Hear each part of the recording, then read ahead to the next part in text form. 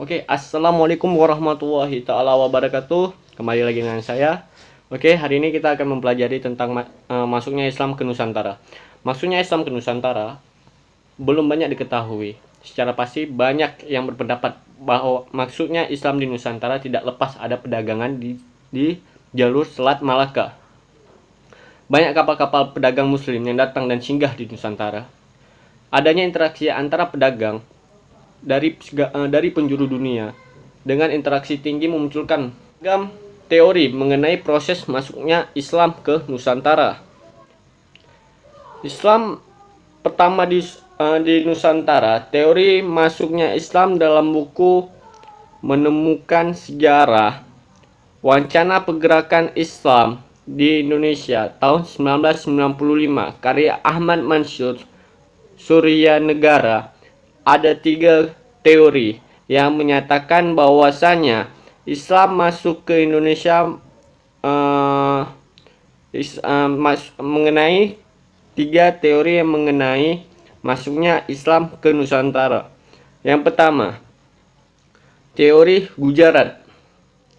Yang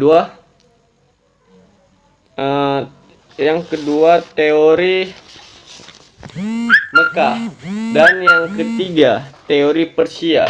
Oke, kita akan mendalami tentang satu-satu dari 3 teori tersebut. Bahwasannya Islam datang dari Gujarat. Teori Gujarat. Pada teori tersebut Islam masuk ke Nusantara dipercaya datang di wilayah Gujarat, India.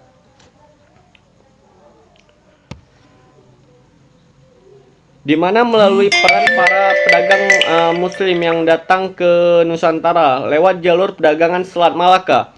Masuknya Islam dari Gujarat dikemukakan oleh Snok Hollanje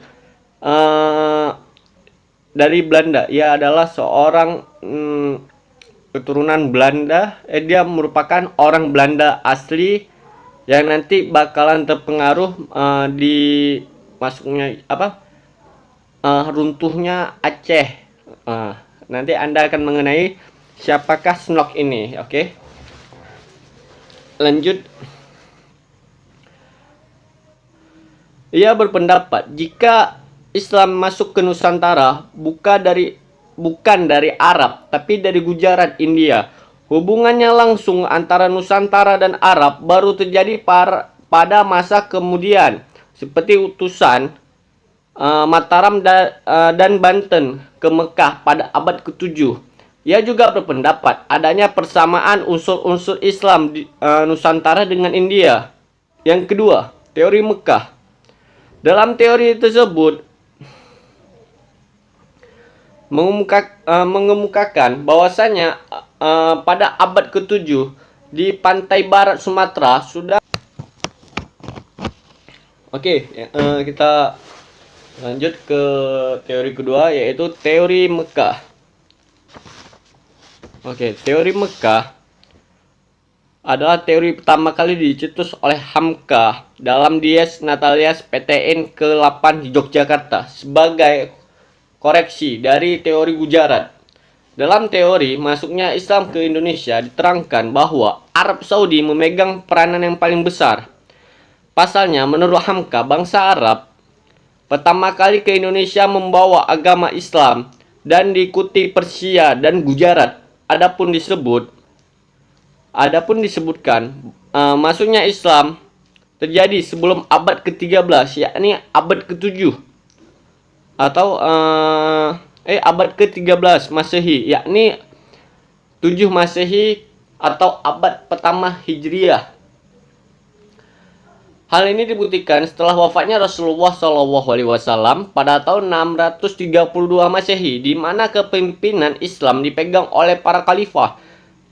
Di bawah kepemimpinan itu, agama Islam disebarkan lebih luas hingga ke seluruh Timur Tengah, Afrika Utara, dan pun Spanyol.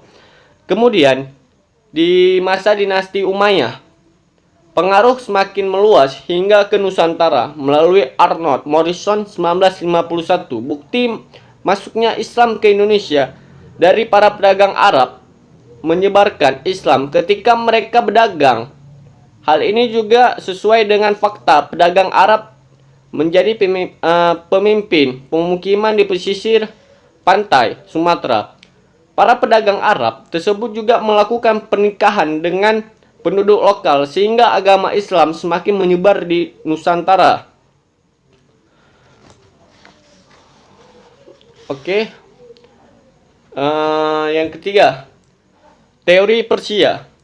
Teori masuknya Islam ke Indonesia terakhir adalah teori Persia yang dicetuskan oleh Hosen Dejajadiningrat. Dijelaskan bahwa Islam masuk ke Indonesia dari Persia, singgah di Gujarat pada abad ke-13.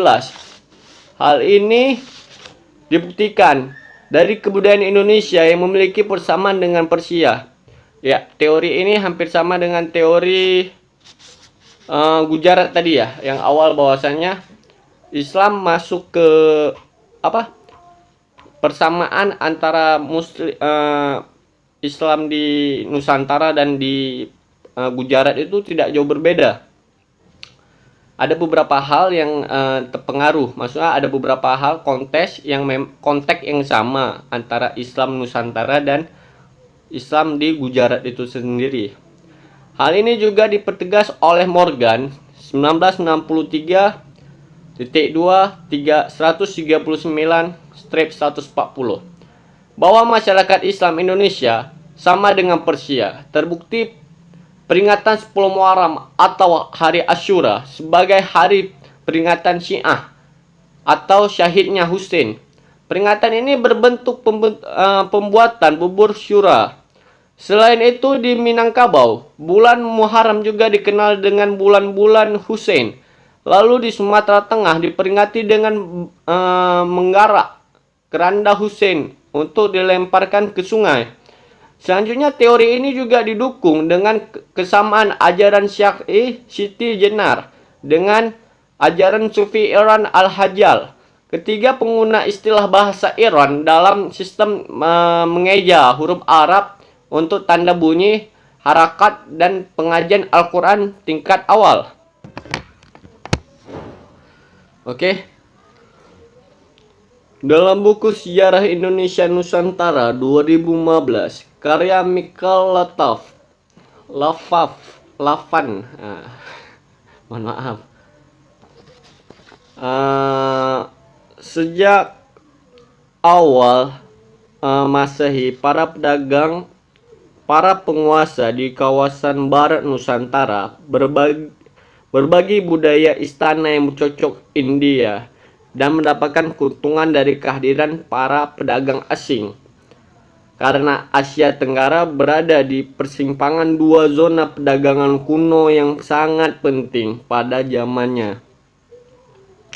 Pertama meliputi Samudra Hindia, sedangkan yang lain menyusuri Laut Cina Selatan. Kerajaan-kerajaan di Asia Tenggara paling awal berasal dari berbagai catatan bahasa Cina yang merekam kedatangan para utusan dengan nama-nama yang tampaknya nama Muslim dari arah lain. Memiliki laporan-laporan berbahasa Arab mengenai berbagai rute pelayaran dari Teluk Persia ke pelabuhan-pelabuhan yang ada di Cina Selatan dengan titik tumpu di Selat Malaka. Di sana